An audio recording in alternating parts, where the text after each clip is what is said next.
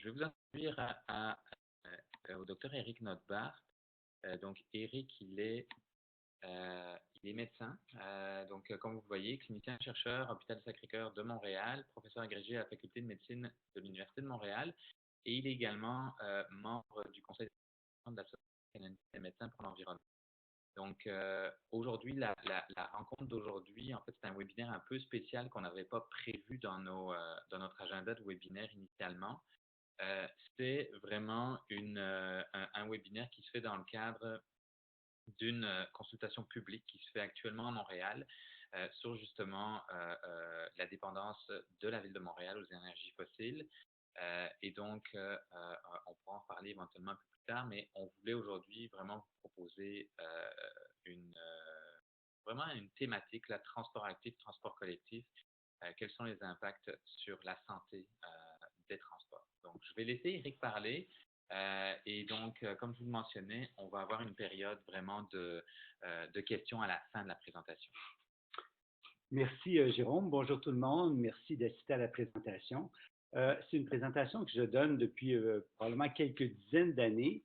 Je l'ai un peu renouvelée parce qu'il y a eu des documents intéressants, des publications intéressantes qui sont sorties dans les dernières années qui nous permettent vraiment d'affirmer que passer au transport actif, transport en commun a des bénéfices non seulement à l'effet de serre, mais en termes de santé des populations. Alors, en fait, j'ai intitulé cette présentation-là Transport actif et transport collectif, une question de survie. Ça fait un peu pompeux, mais je pense vraiment que c'est une question de survie, autant de l'humanité, de la planète que des individus. Là, on va parler, je vais le faire. C'est ça, OK. OK.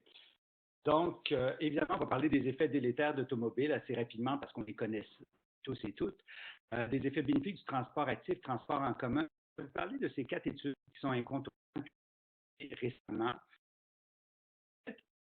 qui modélisent un peu le passage au transport actif, transport collectif. Pourquoi ça a été fait?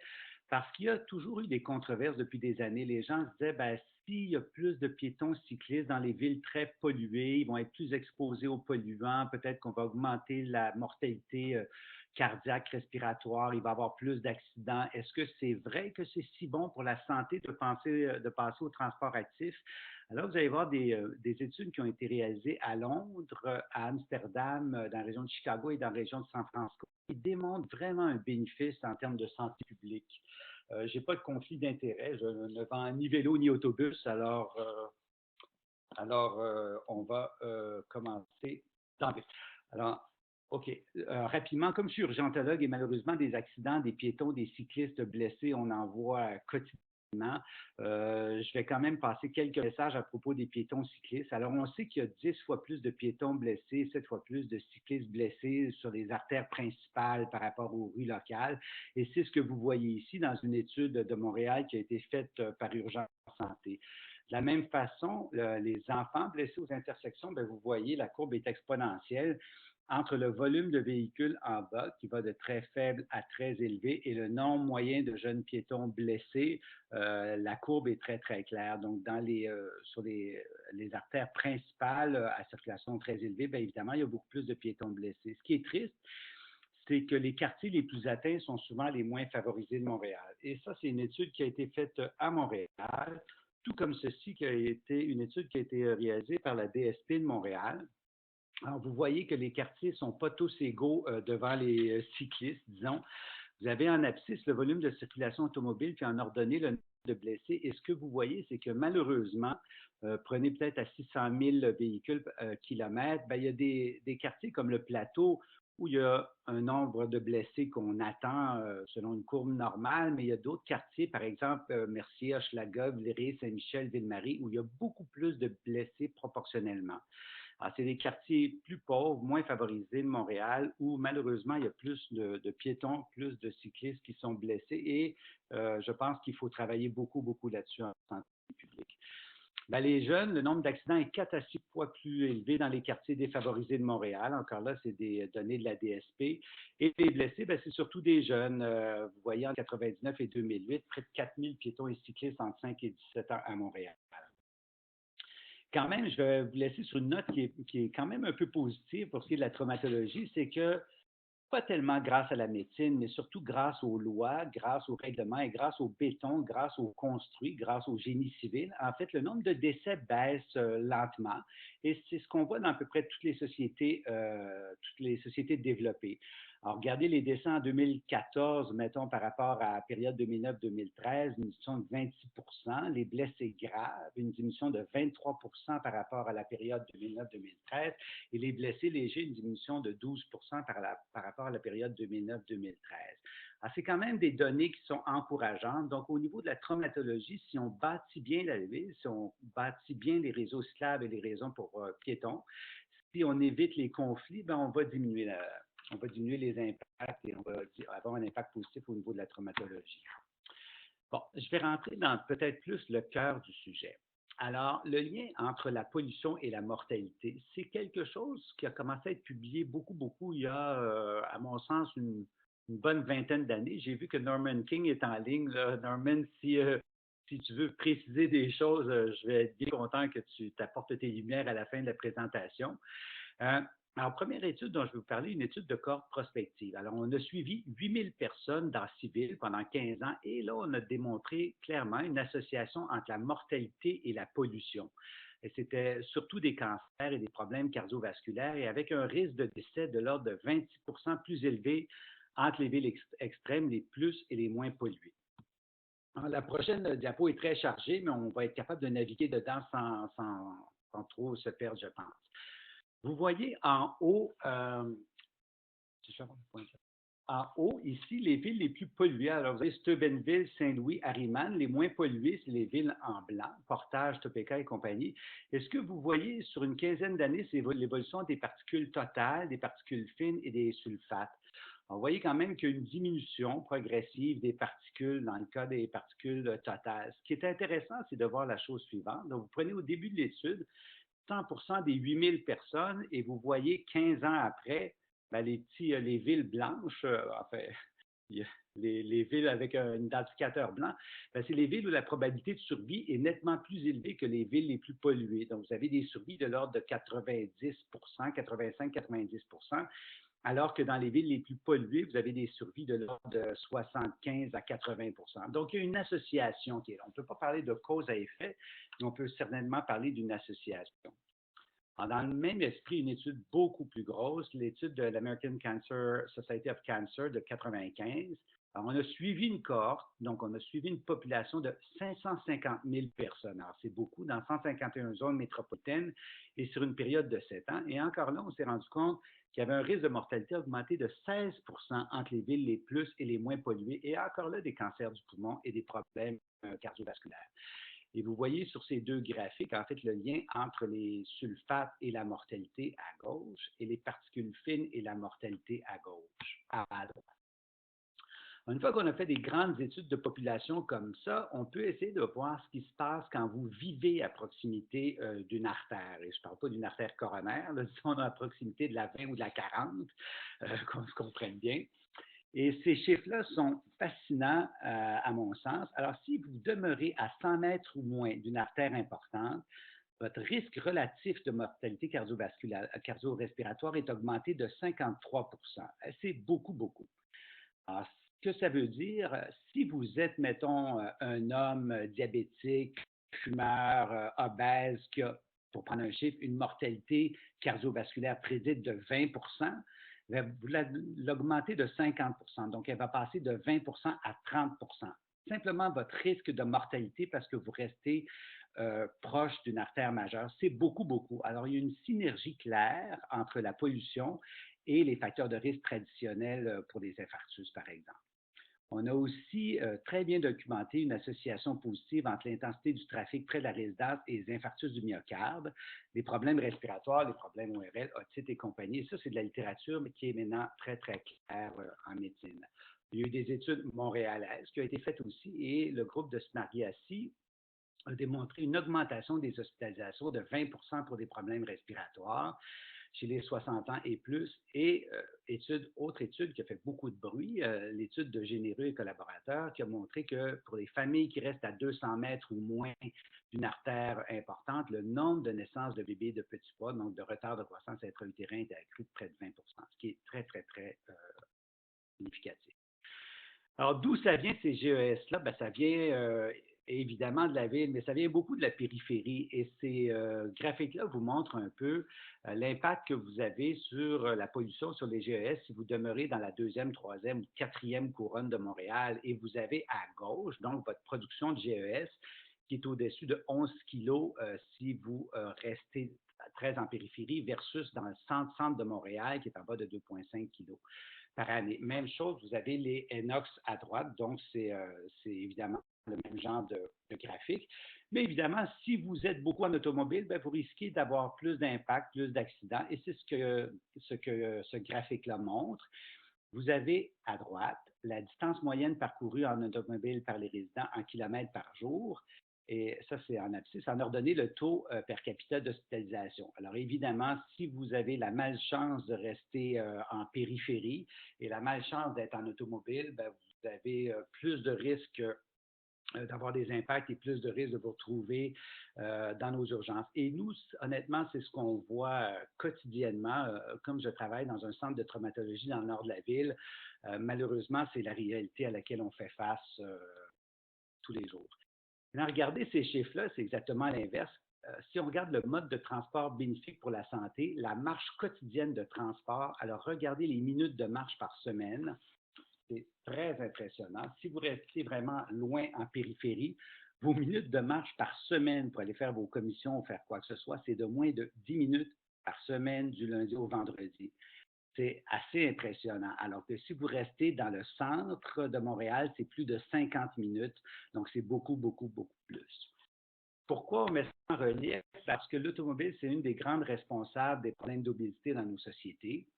On a démontré dans plusieurs études les statistiques suivantes. Donc, une heure dans la voiture augmente de 6 votre risque d'obésité et on sait que les proportions de surpoids et d'obésité augmentent en flèche au Québec en 20 ans. Que ce soit le surpoids et l'obésité, c'est bien documenté. Les chiffres suivants aussi font réfléchir. Le transport en commun, c'est du transport actif. On peut considérer que c'est du transport actif. Les personnes qui prennent le transport en commun marchent en moyenne facilement 20 à 30 minutes par jour pour se rendre à destination. Les utilisateurs de transport en commun ont jusqu'à 23 moins de surpoids que les utilisateurs d'automobiles. Et regardez les prochains chiffres. 15 à 20 minutes de marche par jour brûlent l'équivalent de 2,5 kilos par année. Alors, mettez ça sur 10 ans. Si pendant 10 ans, vous avez fait votre trajet à la marche plutôt qu'en automobile, ben, vous risquez d'avoir 25 kilos de moins ou de plus dans un sens ou dans l'autre. C'est beaucoup, beaucoup. Donc, le lien entre la marche et le vélo et le poids est quelque chose de très, très clair. Bon, outre la pollution de l'air, évidemment, on sait que l'automobile contribue beaucoup à la pollution de l'eau et des sols parce qu'on y retrouve plus de chlorure, de cyanure, d'huile, de graisse végétale, de graisse minérale, pardon, de plomb, de cadmium, fer et compagnie. Donc l'impact global, évidemment, est une hausse de la mortalité et de la morbidité. Juste pour être clair, c'est des termes que j'utilise tout le temps. Je me rends compte que je ne parle pas nécessairement tous à des médecins. La mortalité, évidemment, c'est le décès. La morbidité, c'est le fait d'avoir une maladie, mais de ne pas nécessairement en décéder, comme faire un infarctus, un accident vasculaire cérébral, un cancer du poumon ou un problème pulmonaire autre, par exemple. L'automobile contribue aussi aux îlots de chaleur dans les villes en été. Et c'est quelque chose aussi qui nous frappe dans notre clinique. Dans nos cliniques, il y a 30 ans, des coups de chaleur décompensés, donc des coups de chaleur avec un décès associé. On ne voyait jamais, jamais ça sous nos latitudes.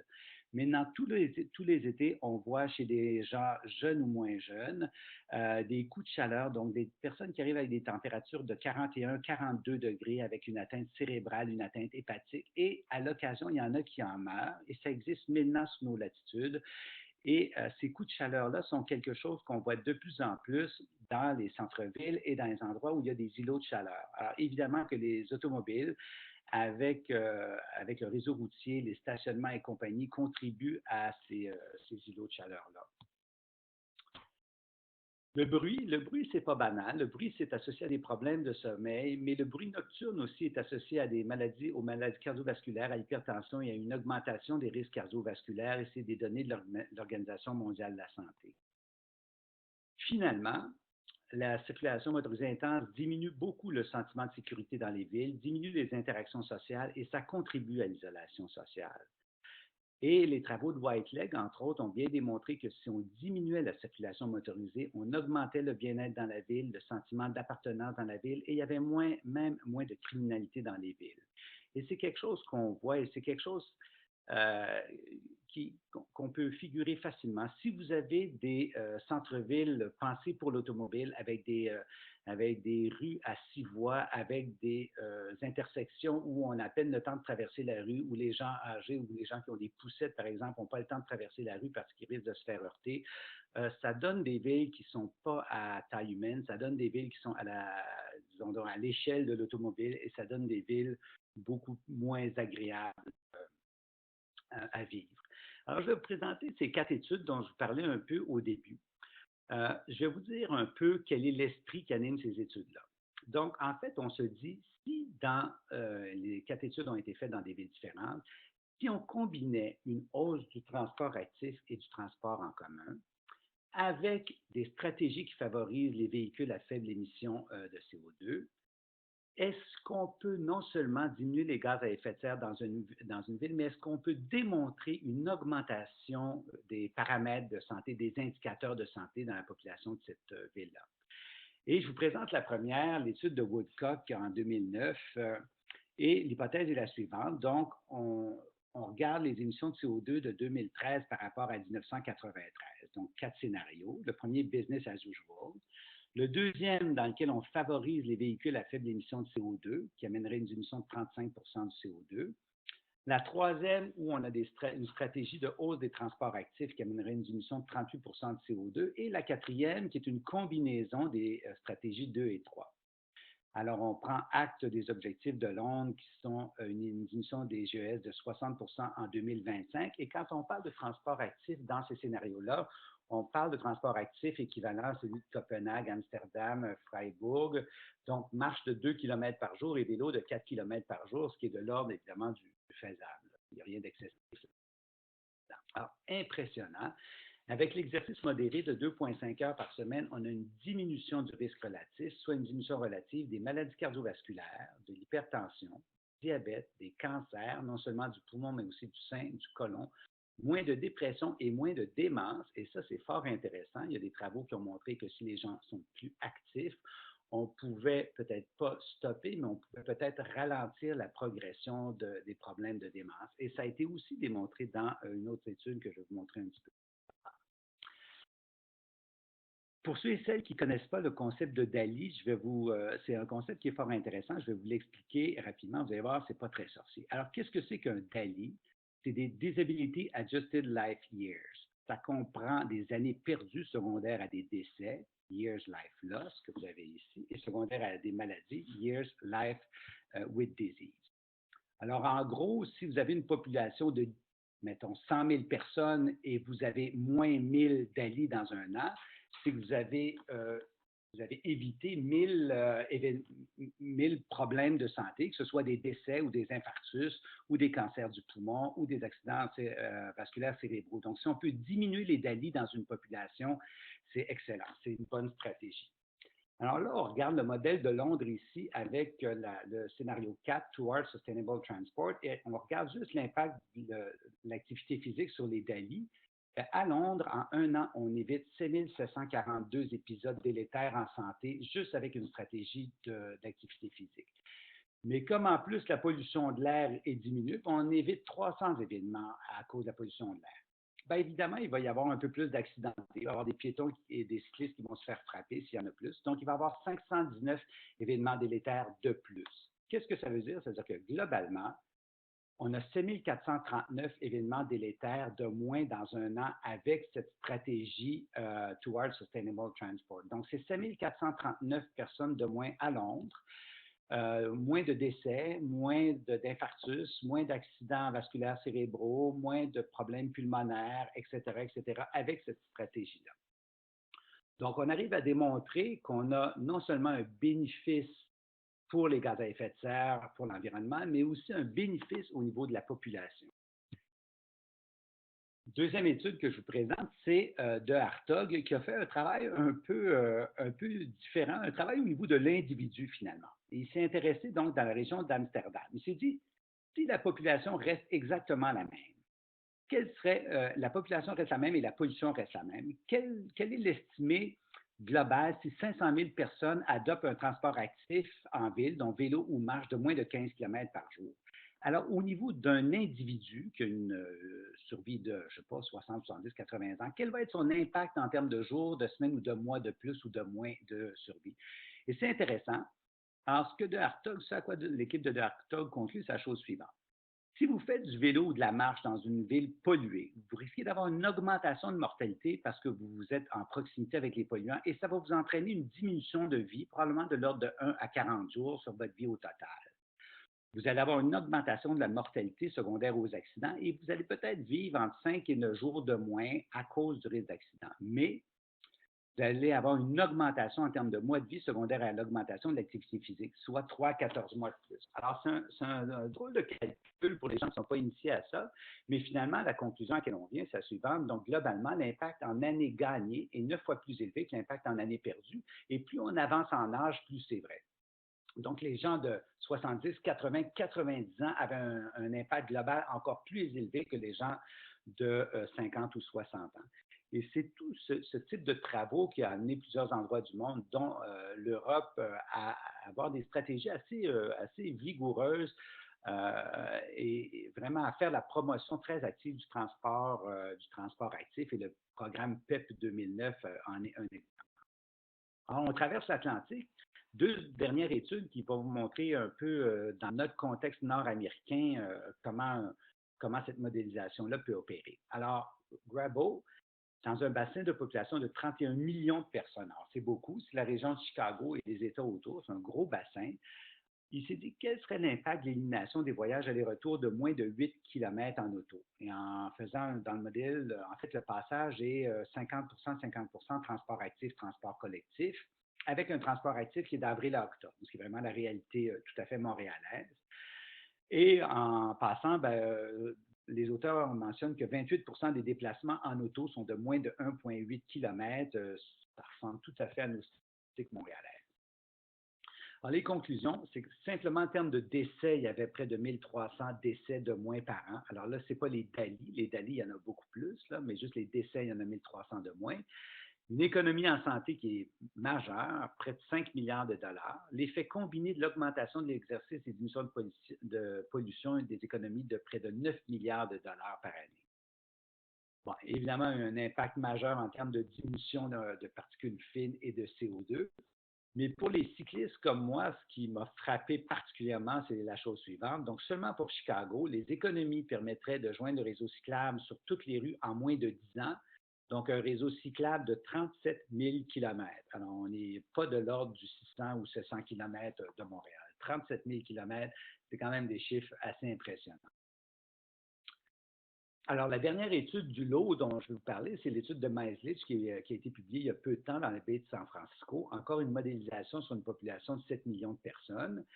Et on prend acte de l'objectif de la Californie qui est une diminution des GES de 80 en 2050 par rapport à 90. Encore là, des stratégies qui incluent des modifications des véhicules avec faible émission et augmentation du transport actif. Et on a regardé aussi les DALI et différentes maladies, différents problèmes de santé. Transport actif de l'ordre de 2 km pour la marche et vélo 2 à 8 km, c'est du faisable. Alors, globalement, les résultats, une diminution de 14,5 des GES juste à cause du transport actif, une diminution de près de 45 000 DALI, alors c'est énorme sur cette population-là, une augmentation de 5 000 DALI à cause des accidents, donc finalement une diminution de DALI de près de 38 000 donc en un an, donc 38 000 événements délétères évités. Quand on combine le transport actif, les véhicules à faible émission, on a une diminution de 33,5 des GES. C'est majeur. Je ne sais pas s'il y a d'autres interventions qui permettent de diminuer à ce point les GES dans une ville, mais si oui, dites-moi là. Moi, c'est des chiffres qui m'impressionnent beaucoup. Je ne vais pas passer au travers du tableau, mais tout ce que vous pouvez rapidement voir, dans le fond, c'est qu'est-ce qui a été évité comme problème de santé. Alors, vous avez les DALI qui sont là, donc maladie cardiovasculaire, diabète, démence, cancer du sein, cancer du côlon, dépression. Years life loss, ben, c'est la même chose. With disability, c'est la même chose. Donc, vous voyez l'impact sur plusieurs problèmes de santé. C'est intéressant, ça recoupe pas mal ceux qui ont été énoncés dans la publication, la première publication à Londres dont je vous parlais.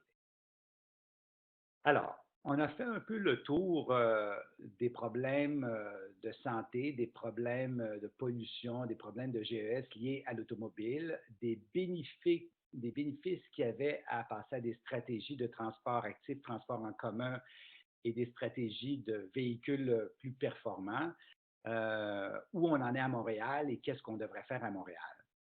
Et comme le disait Jérôme tantôt, en fait, cette présentation-là a été le reflet du mémoire qu'on a soumis à l'Office de consultation publique de Montréal dans le cadre des consultations actuelles qui visent à finalement trouver des stratégies pour diminuer la production de GES à Montréal. Donc, on s'est dit, la littérature existe, l'impact sur la santé, c'est clair maintenant, où on en est à Montréal et qu'est-ce qu'on pourrait faire à Montréal. Et il y a là quelques-unes de nos propositions de l'Association canadienne des médecins pour l'environnement. Bon, malheureusement, à Montréal, les voitures, les VUS, il y en a de plus en plus. Je ne vous apprends rien. On voit ici, c'est une diapo qui vient du Creux de Montréal. Donc, le nombre de véhicules en circulation à Montréal, 850 000, qui a passé à 920 000 en 10 ans. Si on regarde ce qui se passe au niveau de l'évolution des déplacements en période de pointe en matinée à destination de l'île de Montréal et qui ont leur origine dans la région de Montréal. Alors, vous voyez l'automobile de 87 à 2003, une augmentation de 25 et l'augmentation existe toujours, elle est toujours là. Transport en commun, une diminution de 2 là, peut-être, je pense qu'on a réussi à juguler cette diminution-là. C'est des données qui datent du plan de transport de Montréal de 2008, mais je pense que maintenant, on a réussi un peu à ces choses-là. Regardez l'évolution d'offres de transport de la STM, les données 2013. En fait, au sortir de la guerre, on avait 400 millions de déplacements par année. On a vécu des creux lors de la motorisation des ménages et compagnie. On a remonté un tout petit peu, mais on est quand même qu'à 416 millions de déplacements par année, à peine une vingtaine de millions de plus qu'à la fin de la guerre. Je pense qu'il y a énormément de travail à faire en transport en commun. Si on regarde l'évolution de l'offre de transport en commun en millions de kilomètres, de 90 à 2005, on avait baissé autant l'autobus, le métro, le total de 8 Là, on a commencé à remonter un tout petit peu dans les derniers chiffres de 2013. Donc, la tendance a l'air de vouloir monter un tout petit peu récemment. Maintenant, le réseau cyclable. C'est intéressant parce que Montréal se targue d'être la ville du cyclisme, mais quand on regarde la réalité, ce n'est pas si impressionnant. Pour une population d'1 600 000 personnes, on a un réseau qui stagne autour de 650 km, ce qui est à peu près l'équivalent de Vancouver et Portland pour des populations nettement moindres.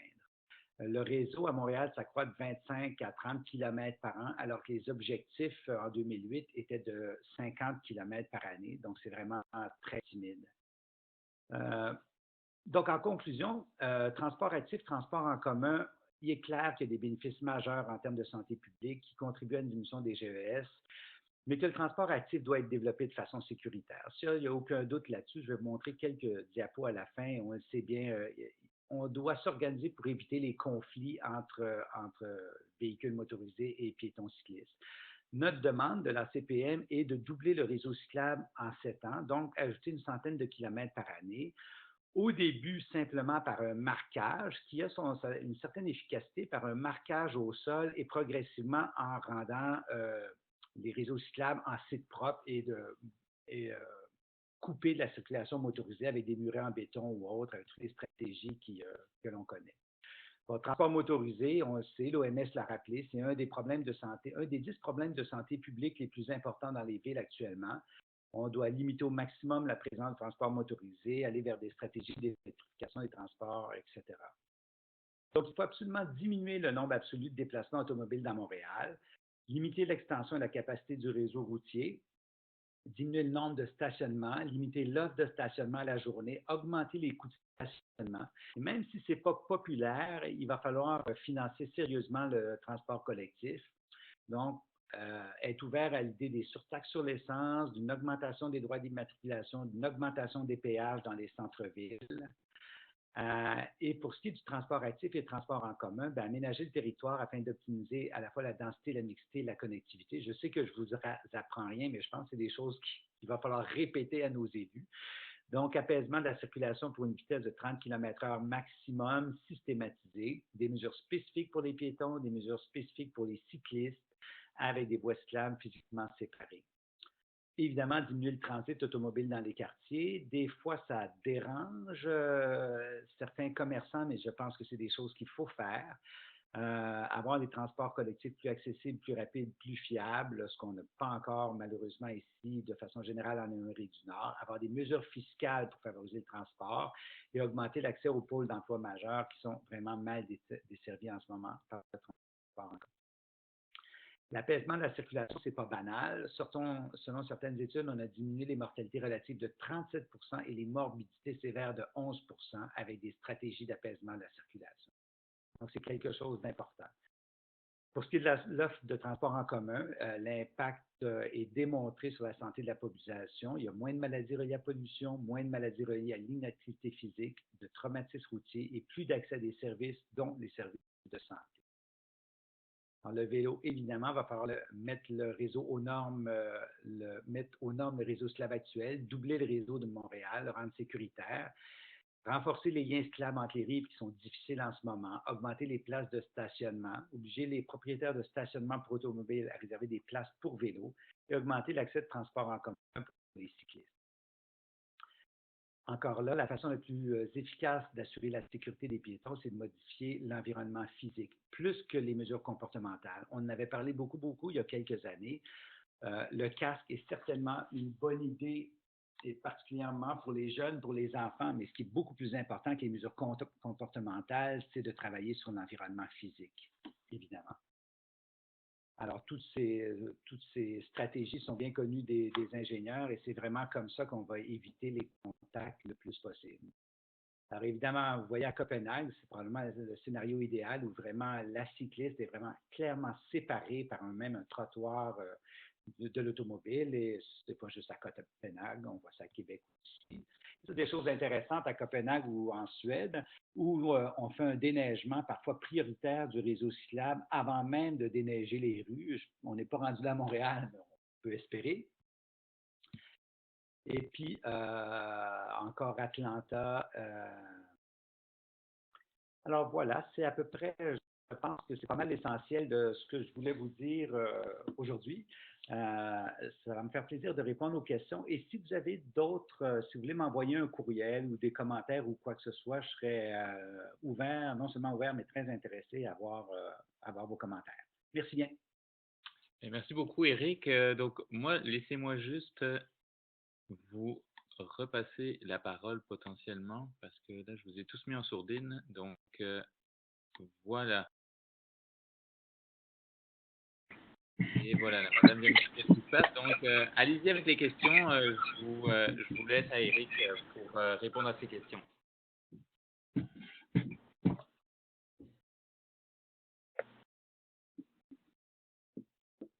Bon, je vais me lancer. Vous m'entendez bien? Oui. OK. C'est Matthew Chapman avec la Coalition Climat Montréal. Bonjour, Mathieu. Et bonjour. Puis, par rapport quand on parle avec nos collègues qui œuvrent dans le domaine de la santé, puis ils n'ont pas le temps d'entendre une présentation d'une heure, c'est quoi les faits salients que vous nous suggérez de soulever? C'est quoi les statistiques marquantes qui pognent le plus? Oui. C'est difficile d'avoir un impact en quelques minutes comme ça.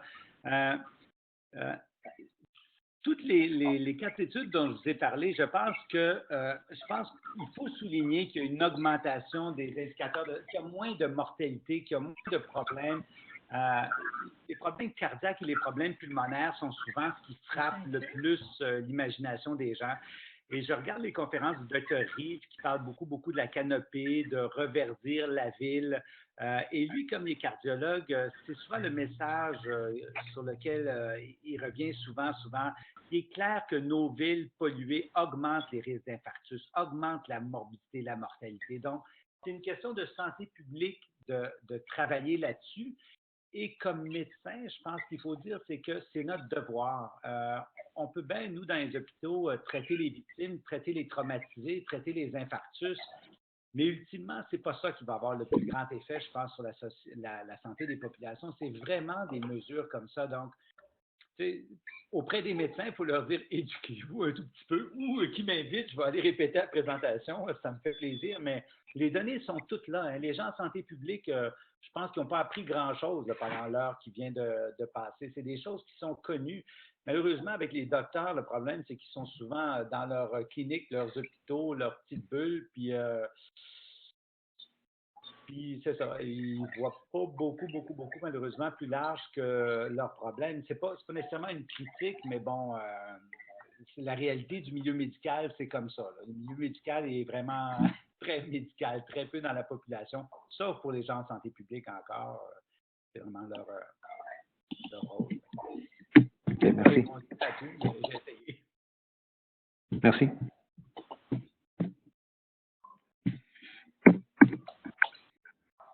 Est-ce qu'on m'entend? Je ne sais pas, je ne suis pas très techno. Est-ce qu'on m'entend? On vous entend de loin. Bon. Norman, je voulais juste vous signaler pour la présentation. Vraiment très bien. Bonjour. Oui, Bonjour. difficile de t'entendre, Norman. Oui, c'est ça. Je ne suis pas techno, je ne suis pas micro. Je ne sais pas comment faire pour augmenter le volume. Vous pouvez aussi taper ton commentaire ou question.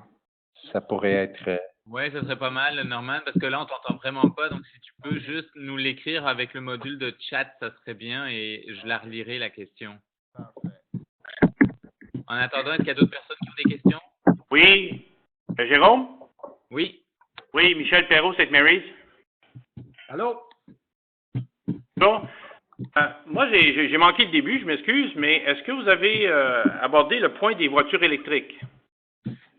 En fait, ce dont j'ai parlé, c'est de 4 études où ils modélisent donc plus de transports en commun et des voitures électriques, donc des voitures à faible émission de CO2. Dans les 4 études dont j'ai parlé, c'est souvent pas très spécifié, c'est assez général. Donc, ils disent effectivement de favoriser dans les villes l'utilisation de ces voitures-là, mais je ne peux pas vous chiffrer exactement. Puis les études ne le faisaient pas. Peut-être dans les annexes des études, on le voit, là, mais c'est pas très détaillé. Et vous, votre opinion là-dessus, c'est quoi? À Londres, Amsterdam, San Francisco et Chicago. Et votre opinion sur le sujet? Moi, mon opinion, je pense que c'est une excellente idée. Là. Je pense que tout ce qu'on peut faire pour diminuer actuellement la production de CO2, la production de GES, il faut absolument le faire. Il faut qu'il y ait un virage radical qui soit fait. Donc oui, certainement, plus on va avoir de véhicules électriques, moins il va y avoir de pollution dans les villes. Je pense que en fait, à tout le monde, on peut commencer par des véhicules hybrides, mais nos villes devraient acheter des flottes. Ça devrait être fait comme en Europe depuis longtemps, des flottes de véhicules électriques, au moins pour tous les services publics et éventuellement favoriser les véhicules électriques. Au Québec, on est l'endroit rêvé pour ça, là. Ah, mais c'est sûr que n'importe le nombre, ça ne diminuera pas le nombre de voitures sur les routes et les heures de pointe, même s'ils sont électriques. Donc, ça va... Non, vous avez raison, mais on n'est pas utopique à l'idée de penser que les automobiles vont disparaître complètement de la ville. Idéalement, l'offre en transport collectif devrait être nettement augmentée. Les gens devraient utiliser le transport actif en ville, mais de la même façon façon, il y aura toujours des véhicules qui vont rentrer, qui vont sortir de la ville, ne serait-ce que de la périphérie. Fait que je pense qu'il faut tout faire pour que ces véhicules-là soient des véhicules électriques, hybrides pour commencer, mais éventuellement électriques certainement. D'accord, merci pour la belle présentation. Donc là, il y avait une petite question de Claude Couture qui disait qu'il faut absolument convaincre les gouvernements pour investir dans les infrastructures de transport actif. Qu'en pensez-vous? Oui, je ne peux être que d'accord. Ça fait depuis 20 ans qu'on travaille. Je me rappelle l'époque de Turcot avec le ministère des Transports. On a travaillé avec la Ville de Montréal, avec le précédent maire, avec la Ville de Laval. C'est vraiment de longue haleine. Là, je pense qu'actuellement, là, avec l'OCPM, avec la Coalition Climat Montréal, il y a une ouverture à la Ville de Montréal. Puis je pense que la conférence de Paris a peut-être frappé les esprits. Je pense qu'on est, tout le monde le dit, là, on ne peut plus attendre et je pense qu'il faut enfoncer le clou, puis il faut vraiment, donc auprès de la Ville de Montréal en particulier, il faut vraiment faire des représentations, écrire des mémoires, aller les voir, dire ce qu'on veut faire. Et moi, une des choses que j'essaie de faire, entre autres, c'est de faire cette présentation-là à différents endroits. On l'avait fait au Creux. Des gens de la Ville de Montréal, en fait, plus du parti d'opposition, qui m'ont invité à aller la donner. Et ça, je suis prête à la donner. Puis tout ça, c'est pas des choses très compliquées, c'est des choses qu'il faudrait multiplier autant que possible pour faire pression sur les élus parce que on se compare à des villes européennes, vous le savez, là, on est vraiment des décennies en arrière. Là, on ne peut plus se permettre de faire ça là, à cause de la qualité, à cause vraiment de la morbidité, de la mortalité dans nos villes, la qualité de vie dans nos villes l'été, c'est catastrophique. Comme je vous dis, là, on voit des choses dans nos urgences qu'on ne voyait pas il y a 30 ans quand j'ai commencé. Fait que je répète un peu la même chose, mais je pense qu'il va falloir. D'ailleurs, le texte de notre mémoire, il est dans l'ensemble des textes de coalition qui est à Montréal. Fait que les gens peuvent reprendre certainement ces choses-là et les présenter avec chacune leur angle, leur perspective, ce qui les intéresse le plus là-dedans, mais il faut le faire. Il y a d'autres questions? Des commentaires?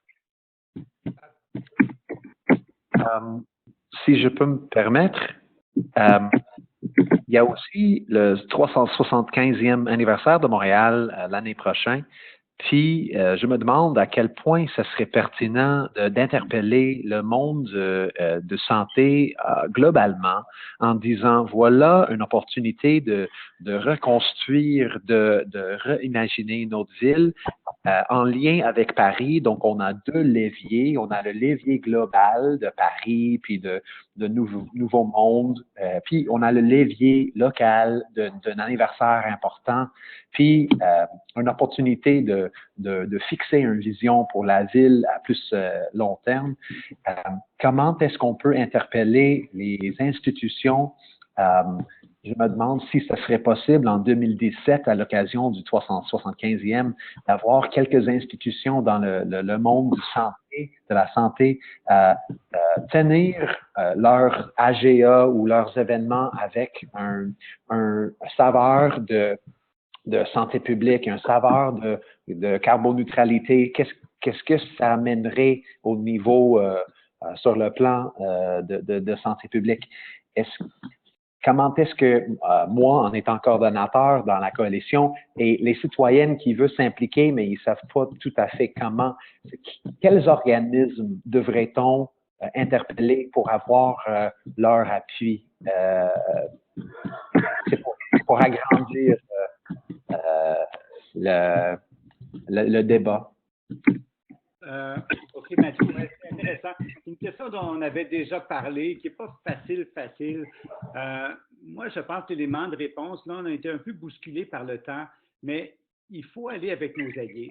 Je pense que on va pouvoir travailler avec l'Association québécoise de santé publique, avec vraiment l'INSPQ, donc les gens de la santé publique, parce qu'eux connaissent très, très bien le problème. C'est nos meilleurs alliés, ils savent, eux n'ont pas besoin d'être convaincus, ils savent toutes les données. Fait que je pense qu'en premier, c'est peut-être quelque chose qu'on devrait on devrait avoir le temps de faire sur un horizon de quelques mois. Donc, travailler avec l'INSPQ, la santé publique, et avoir à nos côtés d'autres associations.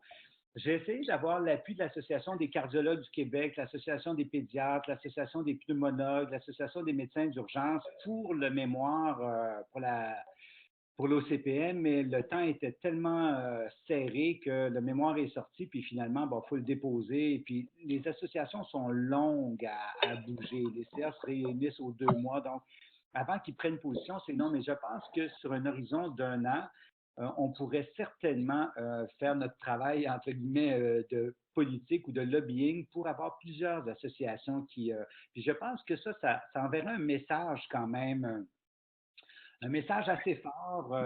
Donc, c'est une stratégie que moi, je verrais, même si le Collège des médecins pouvait se prononcer. C'est symbolique, toutes ces choses-là, mais ça représente beaucoup, beaucoup, beaucoup de médecins. Et bon, ça vaut ce que ça vaut, mais je pense que ça peut aider, ça peut avoir une influence. En tout cas, c'est certainement quelque chose que je suis prête à faire dans la prochaine année, puis on va pouvoir travailler là-dessus, j'ai l'impression, Mathieu et avec d'autres. OK, excellent. Mathieu, Claude nous demandait où il pourrait lire le mémoire d'Éric. Peux-tu nous renvoyer à tous via le chat l'adresse Internet d'où on peut avoir accès à tous les mémoires? Oui, oui. Donc voilà, je l'ai envoyé tantôt, mais le voici encore. Juste, Mathieu, es-tu sûr que tu l'as, mon mémoire, parce qu'il y a eu une dernière version, là, juste, sinon je pourrais l'envoyer à tout le monde, ça va me faire plaisir, mais je pense que tu l'as, hein? Oui, oui, effectivement, c'est sur le site. C'est sûr, quand tu cliques sur ta face, OK. sur le site web, il est là, puis il y a un petit sommaire aussi de paragraphes. Ouais. Parfait. D'autres questions?